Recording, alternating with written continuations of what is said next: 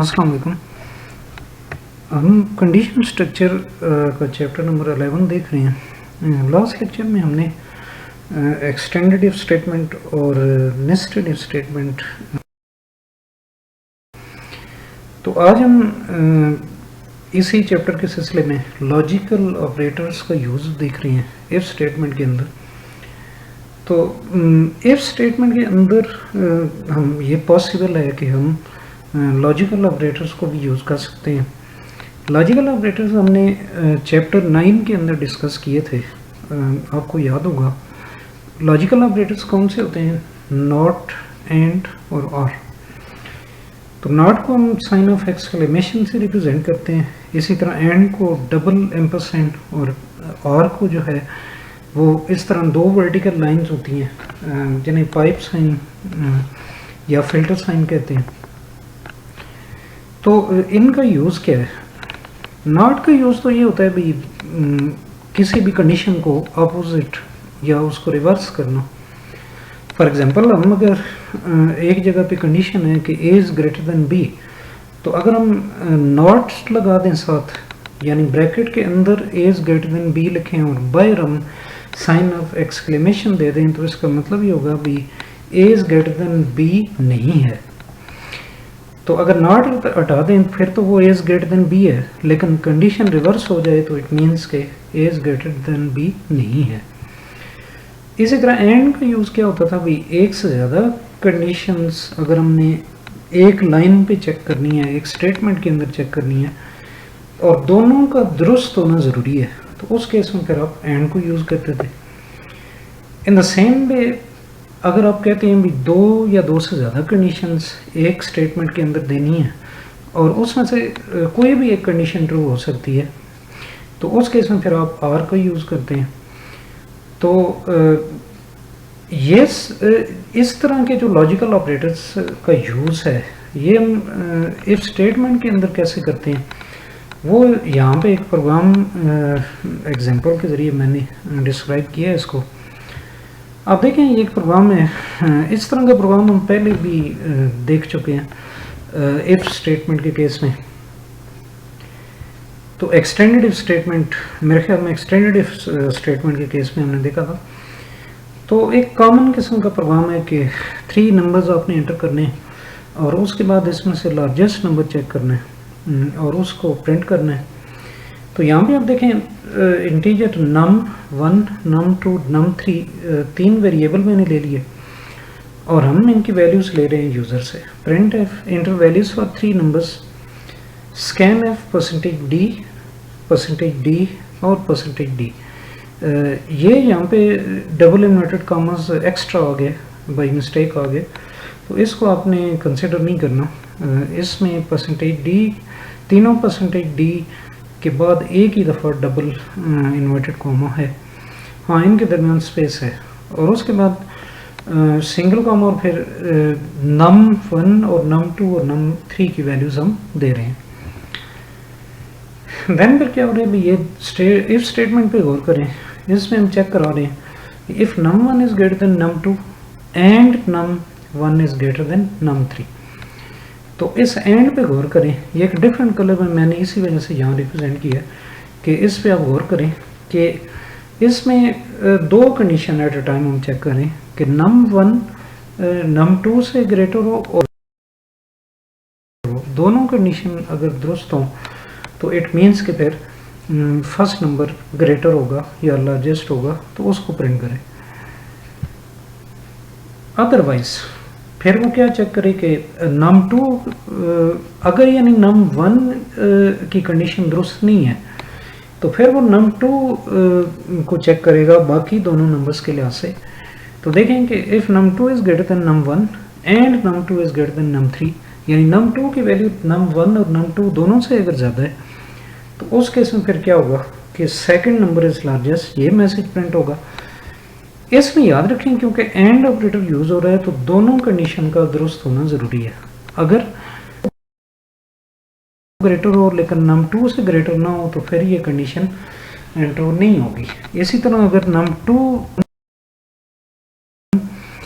num2 जो है num3 से ग्रेटर होता है और num2 जो है वो num1 से ग्रेटर नहीं होता, यानी सेकंड कंडीशन ट्रू हो जाती है और फर्स्ट कंडीशन फॉल्स हो जाती है, तो फिर भी ये स्टेटमेंट परफॉर्म नहीं होगी।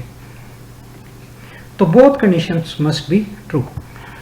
Else if num3 greater than num1 and num3 greater than num2, फिर num3 को हम चेक करें कि वो बाकी दो से ग्रेटर है या नहीं है, तो अगर है तो फिर थर्ड को प्रिंट कर दे।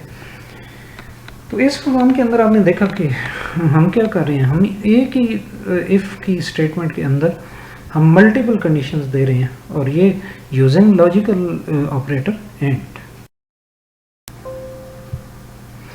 लॉजिकल ऑपरेटर्स के सिलसिले में दूसरी एग्जांपल देखें। ये क्या एग्जांपल है कि write a program to enter grade in ICS admission test marks and sports points. एक प्रोग्राम लिखें जिसमें आपने तीन चीज़ें इंटर करनी है। ICS के अंदर ग्रेड क्या है, एडमिशन टेस्ट के कितने मार्क्स हैं और फिर स्पोर्ट्स पॉइंट्स कितने हैं। तो आपका प्रोग्राम चेक करे भाई अगर ग्रेड जो है वो A है और एंड एडमिशन टेस्ट मार्क्स और ग्रेटर और इक्वल 80, उसके साथ एडमिशन टेस्ट मार्क्स जो हैं वो इक्वल या ग्रेटर 80 हैं, या फिर और स्पोर्ट्स पॉइंट्स अबव वो 8 से अबव है, देन डिस्प्ले मैसेज कंग्रेचुलेशन। तो तब कंग्रेचुलेशन का मैसेज आए कि यू आर सिलेक्टेड, अदरवाइज एक मैसेज आए कि sorry you are not qualified. अब इसमें देखें कि हमारी तीन इनपुट्स हैं, तो उन तीन इनपुट्स को हम ले रहे हैं यहाँ पे test marks, sports point as a integer variable declare कर रहे हैं और कैरेक्टर टाइप वेरिएबल है ग्रेड, क्योंकि इसमें ग्रेड स्टोर हमने करना है, तो ये कैरेक्टर टाइप वेरिएबल होगा। अब यहाँ पे हम नेक्स्ट प्रिंट एफ और स्कैन एफ की मदद से वैल्यूज ले रहे हैं। Enter grade in ICS admission test marks in sports point, और उसके बाद स्कैन एफ के अंदर देखें कि हमने मुतलका जो वेरिएबल्स हैं उनके लिहाज से हमने फॉर्मेट स्पेसिफाई दिए हैं, क्योंकि पहले हम ग्रेड की वैल्यू ले रहे हैं तो इस वजह से %C हमने यहाँ पे लिया है, और फिर उसके बाद दो इंटीजर वैल्यूज़ हमने लेनी है टेस्ट मार्क्स और स्पोर्ट्स पॉइंट्स, तो इसलिए हमने %D दिए। ये आगे आप देख सकते हैं कि उसी लिहाज से रिस्पेक्टिव हमने वेरिएबल्स दिए हैं and grade, and test marks और एंड स्पोर्ट्स पॉइंट। अब यहाँ पे कंप्यूटर चेक करेगा कि इफ़ ग्रेड इक्वल A, इस लाइन पे आपने स्पेशली गौर करना है कि ये किस तरीके से ये कंपाउंड कंडीशन बन रही है कि इफ़ ग्रेड, अगर ग्रेड A हो और उसके साथ एंड टेस्ट मार्क्स ग्रेटर और इक्वल 80 हो, यानी लाजमी तौर पे ग्रेड भी A होना चाहिए और टेस्ट मार्क्स भी ग्रेटर और इक्वल 80 होने चाहिए, और या फिर स्पोर्ट्स पॉइंट ग्रेटर देन 8 हो, या फिर ये होना चाहिए भी स्पोर्ट्स के पॉइंट जो हैं वो 8 से अबव हो, तो फिर ये कंग्रेचुलेशन का मैसेज आएगा कि यू आर सिलेक्टेड। अच्छा, अब इसमें इस लाइन को समझने के लिए आपको इनका ऑर्डर पड़ेगा, यानी वो जो प्रेसिडेंस ऑफ ऑपरेटर का कंसेप्ट था उसको माइंड में लाएं कि अगर ये दो या दो से ज़्यादा ऑपरेटर्स एक ही लाइन में दिए हुए तो इनमें से कौन सा पहले प्रोसेस होगा। तो अगर एक ही लाइन में आपका नॉट भी होता है, एंड भी होता है और आर भी होता है, तो इसमें से क्या रूल मैंने आपको बताया था कि नॉट पहले प्रोसेस होगा, फिर एंड होगा और उसके बाद फिर आर होगा। तो यहाँ पे नॉट तो है नहीं, हम यूज़ नहीं कर रहे, तो एंड को पहले हम देखेंगे। तो कंप्यूटर भी पहले एंड को एग्जीक्यूट करेगा, तो वो पहले चेक करेगा कि भाई अगर ये जो है ग्रेड ए है और उसके साथ लाजमी तौर पे टेस्ट मार्क्स ग्रेटर और इक्वल 80 हैं, अगर ये कंडीशन ट्रू है उसके बाद फिर वो आर को चेक करेगा, यानी या तो ये दोनों कंडीशन ये वाली ट्रू होनी चाहिए और या फिर स्पोर्ट्स पॉइंट जो हैं वो ग्रेटर देन 8 होनी चाहिए। तो तब फिर क्या मैसेज आएगा, कंग्रेचुलेशन यू आर सिलेक्टेड। तो यानी पहले एंड वाली कंडीशन प्रोसेस होगी और उसके बाद और वाली। तो अगर एंड वाली ये कंडीशन ट्रू है तो फिर इसको उसने चेक करनी ही नहीं है सेकंड कंडीशन को, क्योंकि दरमियान में और आ गए, तो वो ये मैसेज डिस्प्ले कर देगा।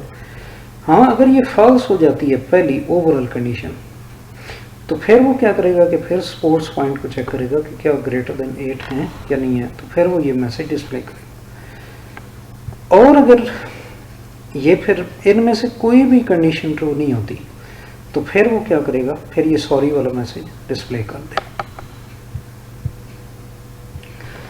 इससे आगे हम कंडीशनल ऑपरेटर का टॉपिक देखते हैं। तो conditional operator is used as an alternative to a simple if else structure या स्टेटमेंट।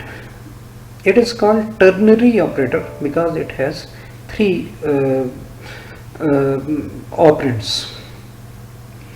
तो जो सिंपल इफ स्ट्रक्चर था, जो पिछले लेक्चर में हमने देखा था, जो फर्स्ट सिंटेक्स है इफ स्टेटमेंट की, उसमें हम उसके अंदर हम क्या करते थे, एक सिंपल कंडीशन, एक कंडीशन चेक करते थे, और जो दूसरी सिंटेक्स थी उसमें 2 कंडीशंस को चेक करते थे, यानी if else, if with else option जो सेकंड सिंटेक्स थी। तो ये वाला जो ऑपरेटर है कंडीशनल ऑपरेटर, ये जो सेकंड सिंटेक्स है यानी इफ विद एल्स ऑप्शन, उसके अल्टरनेटिव के तौर पे इसको मुतबादल के तौर पे हम यूज़ कर सकते हैं। कैसे? अब सिंटेक्स इसकी देखें, variable is equal to condition और क्वेश्चन मार्क ट्रू के स्टेटमेंट और कॉलन फॉल्स के स्टेटमेंट। ये वेरिएबल जो है ये स्क्वायर ब्रैकेट्स के अंदर दिए गए। तो आपको मैंने बताया था भी किसी भी स्टेटमेंट की सिंटेक्स के अंदर अगर इस तरह स्क्वायर ब्रैकेट आ जाती है तो उसका मतलब ये होता है भी ये चीज़ ऑप्शनल है, ये यानी कभी होगी कभी। इक्वल टू, यहाँ पे हम कंडीशन चेक करेंगे, कंडीशनल ऑपरेटर के इस हिस्से में हम क्या करेंगे, कंडीशन चेक करेंगे। क्वेश्चन मार्क के बाद हम ये देखेंगे कि अगर वो ट्रू है तो फिर क्या करना है, और फिर कॉलन के बाद हम ये देखेंगे कि अगर वो फॉल्स है तो फिर क्या करना है। तो अगर इधर वेरिएबल आ रहा होगा तो इन ट्रू या फॉल्स स्टेट में से कोई वैल्यू जो है वो इस वेरिएबल के अंदर स्टोर हो जाएगी। और याद रखें कि ये इंडिपेंडेंट स्टेटमेंट के तौर पे भी ये यूज़ हो सकता है इस तरह कंडीशनल ऑपरेटर, यानी पीछे वेरिएबल लिख दें और आगे हम ये इस ऑपरेटर को यूज़ कर लें, और ये किसी दूसरी स्टेटमेंट के अंदर भी आ सकता है। तो जब ये मिसाल तौर पे प्रिंट एफ की स्टेटमेंट के अंदर इसको हम यूज़ कर सकते हैं। तो जब ये किसी दूसरी स्टेटमेंट के अंदर आ रहा होगा तो फिर वेरिएबल यहाँ पे नहीं आएगा। अभी यहाँ पे देखें एग्जांपल्स। नंबर 1 के if we have the following simple if statement, ये सिंपल इफ नहीं है, वैसे ये इफ विद एल्स ऑप्शन है, यानी second syntax of if statement है। तो इसमें क्योंकि सिंपल जो होती थी ना उसमें तो एल्स नहीं होता था, तो ये सेकंड फॉर्म है। तो यहाँ पे देखें कि इफ परसेंटेज ग्रेटर और इक्वल 40, अगर परसेंटेज ग्रेटर है या इक्वल है 40 के, फिर क्या होना चाहिए, grade is equal to P, else grade is equal to F. अब इसको हम अगर कंडीशनल ऑपरेटर के साथ लिखना चाहते हैं तो फिर हम कैसे लिख सकते हैं, ये अब देखें। ग्रेड इज इक्वल टू, यानी वो सिंटेक्स में था ना वेरिएबल, तो इधर वेरिएबल की जगह पे ग्रेड आ गया, तो is equal to percentage greater और इक्वल 40। तो इधर कंडीशन थी सिंटेक्स के अंदर, आप देखें कंडीशन थी, तो कंडीशन चेक हो रही है परसेंटेज ग्रेटर और इक्वल 40, तो क्वेश्चन मार्क और P capital single inverted commas के अंदर, तो पी जो है वो ग्रेड में स्टोर हो जाएगा अगर ये कंडीशन दुरुस्त है, वरना अदरवाइज कॉलम के बाद जो हमने ग्रेड की वैल्यू ली हुई है ये इस वेरिएबल ग्रेड में स्टोर हो जाएगी। तो इसी तरह सेकंड एग्जांपल देखें, we can use conditional operator directly in another statement.